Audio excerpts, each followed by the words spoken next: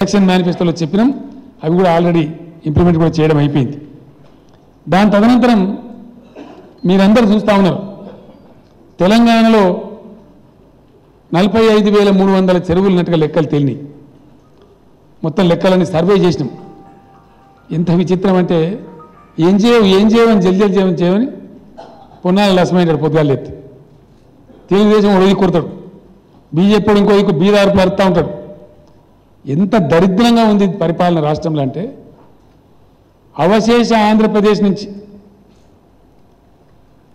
మనకు వచ్చినటువంటి వారసత్వం ఎంత దరిద్రంగా ఉందంటే తెలంగాణ రాష్ట్రానికి సంక్రమించినటువంటి వారసత్వంలో వచ్చిన సంపద అంత మురికే,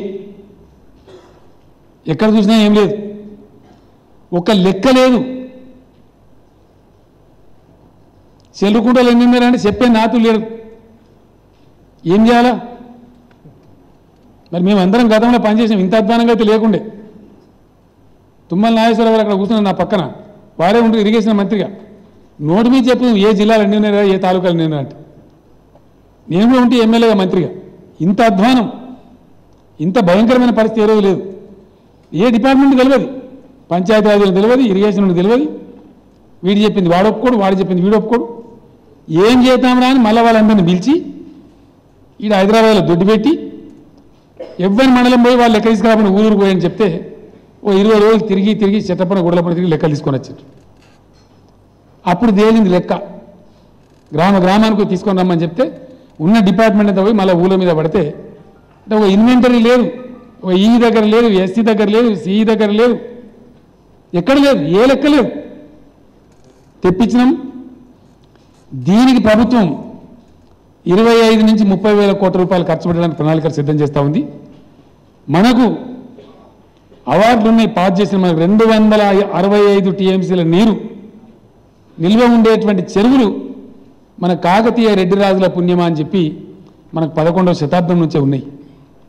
నాటి నుంచి నేటి వరకు మన కాకతీయ రెడ్డి రాజులేమి, బహుమని సుల్తాన్లేమి, కులీ కుతుబ్ షాహీలేమి, ఆసఫ్ జాహీ నవాబులేమి, వీళ్ళందరి పరంపరలో వచ్చినటువంటి ఈ మైనర్ ఇరిగేషన్ వ్యవస్థ ఏదైతుందో 11వ శతాబ్దం నుంచి 18వ 19వ శతాబ్దం దాకా ప్రపంచానికే వాటర్ షెడ్ అంటే ఏందో నేర్పినటువంటి రాజవంశాలు ఇక్కడ పనిచేసినాయి తెలంగాణలో.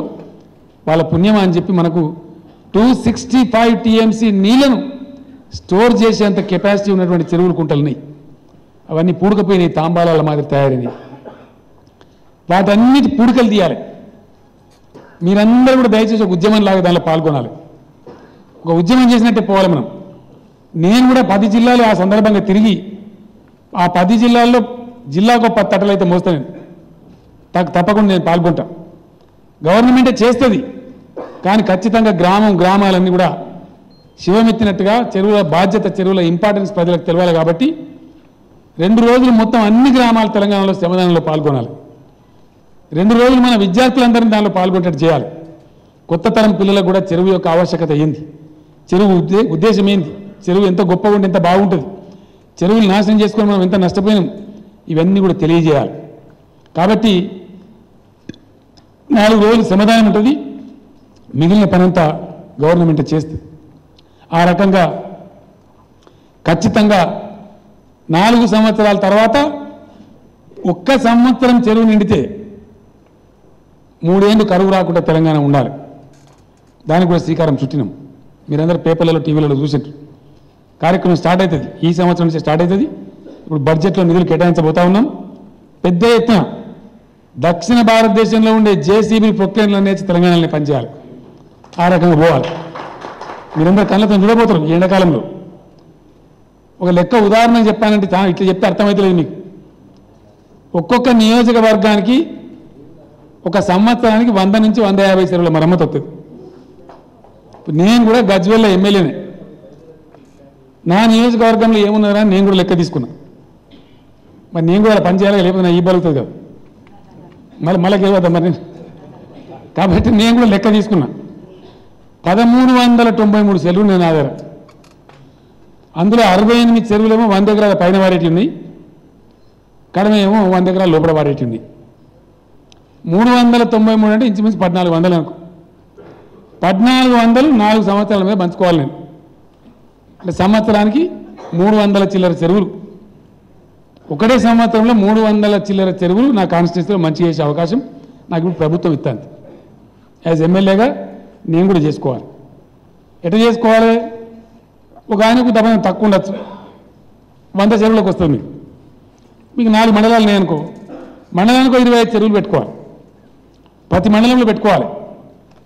ఎమ్మెల్యేలు మీరే సెలెక్ట్ చేయాల్సి ఉంటుంది. ఎమ్మెల్సీలు, మన ఎమ్మెల్యేలు, ఎంపీలు మీరే సెలెక్ట్ చేయాలి. ఏ మండలంలో ఏ చెరువు తీసుకోవాలని మీకు ప్రయారిటీ ఉంటుంది. కాబట్టి ప్రతి కాన్స్టిట్యున్సీకి 100 చెరువులకు తక్కువ కాకుండా మీకు వచ్చేస్తాయి డబ్బులు. అంత పెద్ద అమౌంట్, అంత పెద్ద కార్యక్రమం, చాలా బాధ్యతతో కూడుకున్న పని, మామూలు పని కాదు ఇది.